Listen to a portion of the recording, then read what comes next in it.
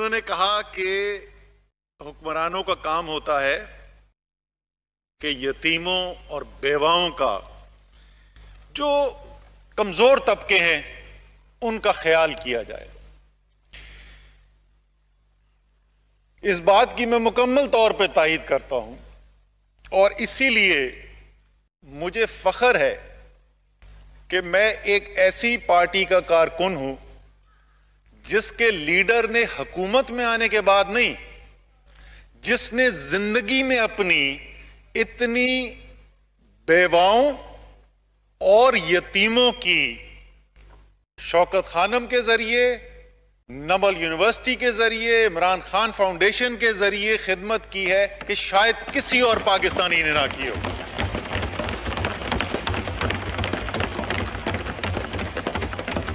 और यही जज्बा है। अमूमी तौर पर लीडर ऑफ ऑपोजिशन की बात दुरुस्त है कि मुल्क के अंदर मुखय्यर हजरात होते हैं, वो मुखय्यर हजरात जो हैं वो कमजोर तबके की मदद करते हैं, लेकिन अव्वलीन जिम्मेदारी इसकी रियासत की होती है। ये सबक हमें किसी बरतानिया के या किसी मगरिब के मईशत के एक्सपर्ट से या सियासतदान से नहीं मिला। ये सबक हमें हमारे दीन ने सिखाया। उस रियासत मदीना जिसका हम ख्वाब देखते हैं, ये दुनिया की पहली वेलफेयर सोसाइटी वहां पर बनी। रियासत ने जिम्मेदारी उठाई पहली दफा कि जो गरीब है, नादार है, कमजोर है, सबसे पहला हक उसका है रियासती वसाइल के ऊपर।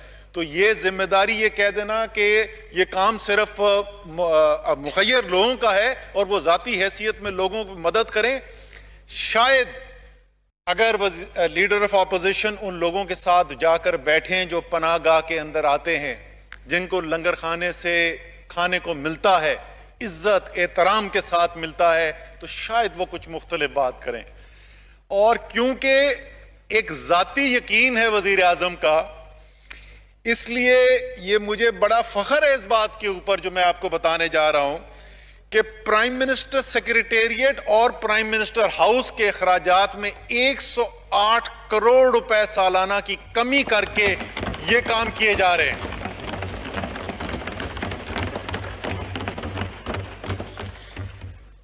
दूसरी चीज जिसका उन्होंने बहुत जिक्र किया और बड़ी तफसील से किया, और तकरीबन मेरे ख्याल में तो 15-20 मिनट लीडर ऑफ ऑपोजिशन ने डेंगी की वक्त में उन्होंने किस तरीके से रिस्पांस को लीड किया था उसका जिक्र किया और उसका मुआवजा किया। कोविड जब आया, कोरोना जब आया, तो हमारी हुकूमत ने क्या किया। बसद एहतराम लीडर ऑफ ऑपोजिशन के फर्क इसी से जाहिर है कि लीडर ऑफ ऑपोजिशन को अपने ऐवान के अंदर खड़े होकर 20 मिनट तक यह बताना पड़ा कि उन्होंने डेंगी के वक्त क्या किया था। कोरोना में हुकूमत पाकिस्तान ने जो काम किया, स्पीकर साहब, उसकी गवाही कौन देता है?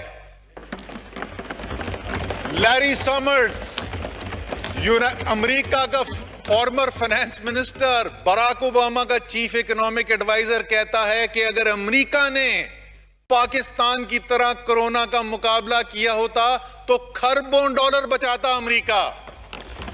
बिल गेट्स, दुनिया का कामयाब तरीन बिजनेसमैन, ये कहता है कि पाकिस्तान से सीखना चाहिए, भारत नाकाम हो गया, पाकिस्तान कामयाब हुआ इस दफा के अंदर। आलमी सेहत का इदारा वर्ल्ड हेल्थ ऑर्गेनाइजेशन कहती है दुनिया में 5 मुल्क हैं जिनसे सीख सकती है दुनिया कि कोरोना का दिफा कैसे किया जाता है। पाकिस्तान उन 5 में से एक है। वर्ल्ड इकोनॉमिक फोरम कहता है 7 ममालिक ऐसे हैं जिन्होंने कोरोना आने के बाद अपनी मईशत में ऐसे इकदाम किए जो दुनिया के लिए मिसाल है और दुनिया सीख सकती है उनसे, और पाकिस्तान उसमें से एक है। मैं ये सारी आपको थोड़ी और तफसील आपको बताऊंगा, लेकिन ये मैं जात के लिए नहीं कह रहा। ये वो तो ये कह रहे थे कि अगर हम होते तो ये इतना अच्छा हम काम करते। हम नहीं कह रहे खुदा न खास्ता कि ये हम कर रहे हैं, ये पाकिस्तानी कौम ने करके दिखाया है। ये पूरी कौम का एफर्ट था और हर पाकिस्तानी को फख्र होना चाहिए इसके ऊपर। तीसरी एक और चीज उन्होंने कही, बड़ी बड़ी दिल को लगी।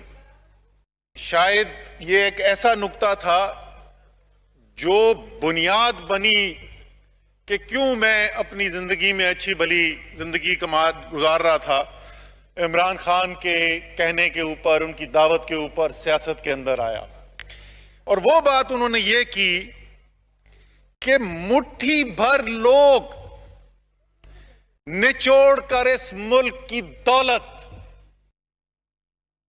अपने लिए अरबों की जायदादें बना रहे हैं, और करोड़ों पाकिस्तानी उसकी कीमत अदा कर रहे हैं, कर्जे उन करोड़ों पाकिस्तानियों के ऊपर चल रहे हैं। ये तो मेरे दिल की बात थी जो लीडर ऑफ ऑपोजिशन ने की। तो जब हम बात करते हैं कि कौम का पैसा कौम की अमानत होता है, और अगर कौम के पैसा और कौम पे हुक्मरानी करने वाले अपनी दौलत और जायदाद का जवाब देने से कासिर हों, जब लंदन में, पेरिस में, स्विट्जरलैंड के बैंकों में, दुबई के टावर्स के अंदर पाकिस्तान के हुक्मरानों की जायदादें नजर आए, तो पाकिस्तानी कौम का हक बनता है कि वो सवाल पूछें, ये पैसा किधर से आया?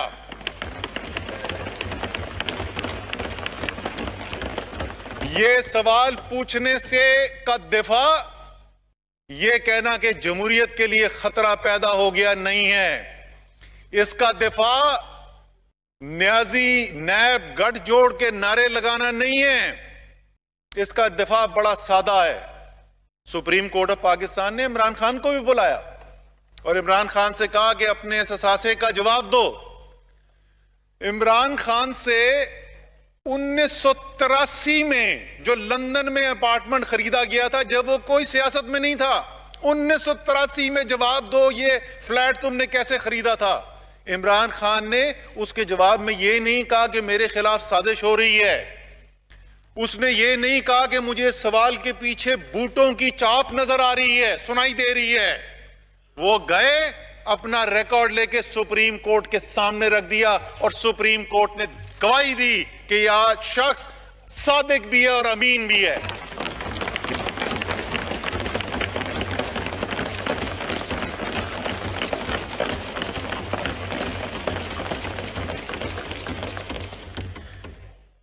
फिर उन्होंने जिक्र किया बड़ी तफसील से, और ये उनका हक बनता है, बड़ी तफसील से उन्होंने जिक्र किया कि पंजाब के अंदर वो एक और बात है कि मुस्लिम लीग नून की तो हुकूमत पूरे पाकिस्तान में थी, लेकिन मंसूबे उन्होंने जितने भी गिनवाए वो सब के सब जो है, शायद मेरे सुनने में कोई कमजोरी रही हो, शायद राजा परवेज अशरफ ने सुना हो कोई और सूबे की ना, मैंने नहीं जिक्र सुना, मैंने सिर्फ पंजाब के मंसूबों का जिक्र सुना। काश वो भी ये करते कि जिस तरीके से इमरान खान ने उन लोगों के लिए जो कैंसर का इलाज रखने की सकत नहीं रखते, जो अमेरिका और बरतानिया जाकर अपना इलाज नहीं करवा सकते, उनके लिए एक पाकिस्तान में एक इदारा बनाया।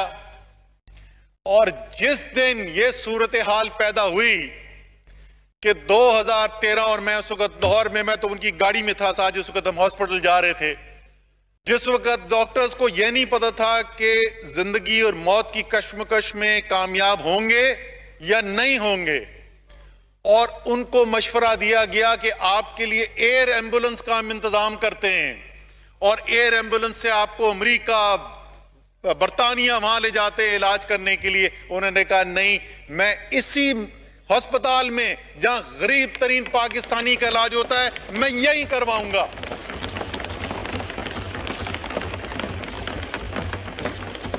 काश एक अस्पताल 3 दफा वफाक में हुकूमत होने के बाद, 4 दफा सूबे में हुकूमत होने के बाद, काश एक अस्पताल ऐसा होता कि जब मियां साहब की सेहत, उनकी प्लेटलेट काउंट्स में प्रॉब्लम हो रहा था, उनकी सेहत का मसला था, काश एक अस्पताल पाकिस्तान में होता।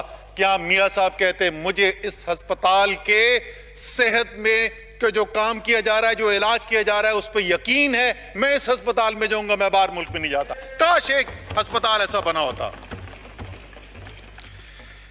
इसी के साथ जुड़ी हुई बात, गिला किया उन्होंने, लीडर ऑफ ऑपोजिशन ने, कि वजीर आजम हाउस में कम आते हैं।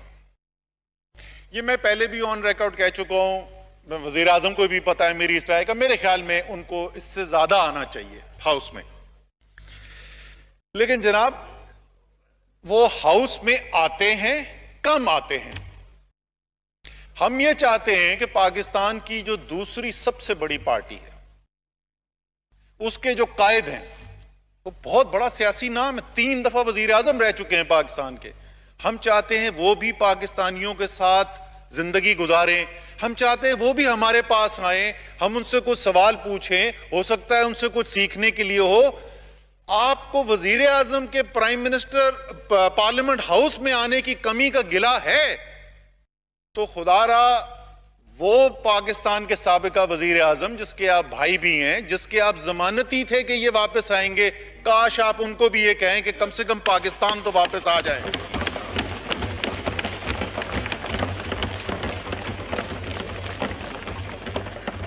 आखिरी 2 चीजें जिनकी मैं बात करूंगा जी, उसके बाद मैं अपनी तकरीर के ऊपर आऊंगा, मईशत के ऊपर।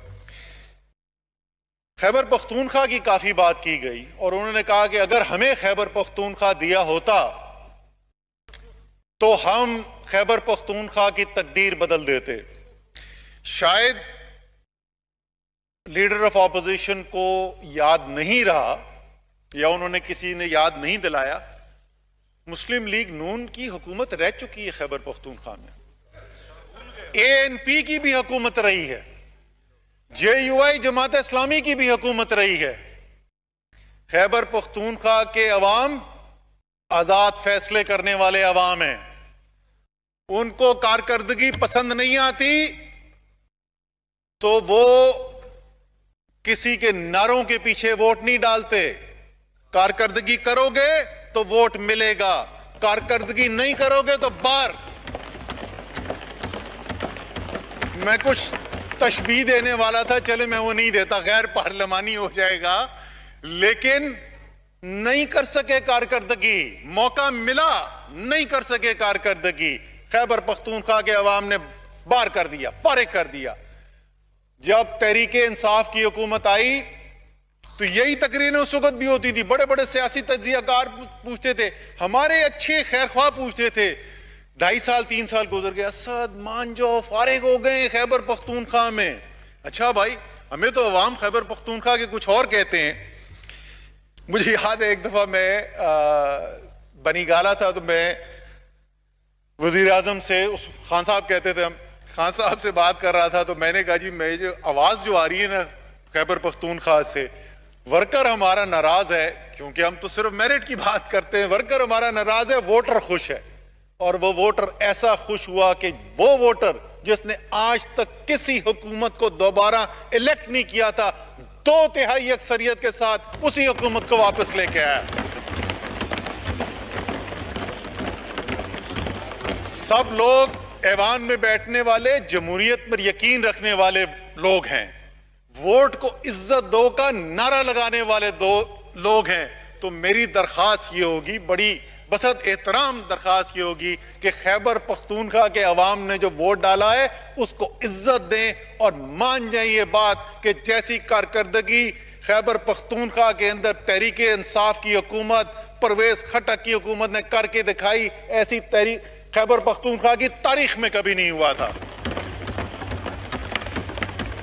आखिरी चीज जी, LNG प्लांट्स के ऊपर बड़ी तफसील से बात की गई, बड़े डॉलर सेंट और ये वो बताए गए। मैं अवाम के लिए आसान में टेक्निकलिटी के अंदर नहीं जाता, अवाम सुन रहे हैं, उनको हम टेक्निकल चीजों के अंदर नहीं घुमाते, बड़ी सादा सी बात है।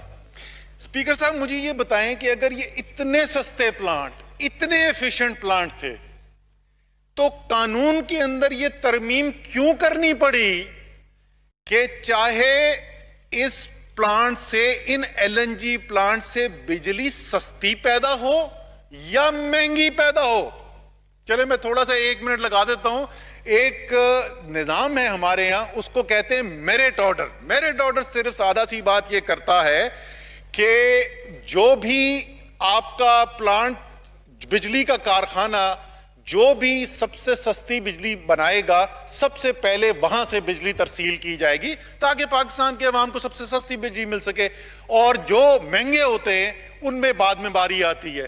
कानून के अंदर तरमीम की गई, कानून में लिखा गया कि ये एलएनजी के जो प्लांट्स हैं ये मस्ट रन प्लांट हैं। मस्ट रन यानी चाहे जितना भी महंगा हो आपने इन्हीं को चलाना है। अगर ये इतने एफिशिएंट प्लांट थे तो ये कानून में तरमीम की जरूरत क्या थी? मैं आपको बताता हूं तरमीम में क्यों जरूरत थी। सर, हमने वो कानून बदल दिया है। हम वो बोझ पाकिस्तान के अवाम पर नहीं डालने देंगे।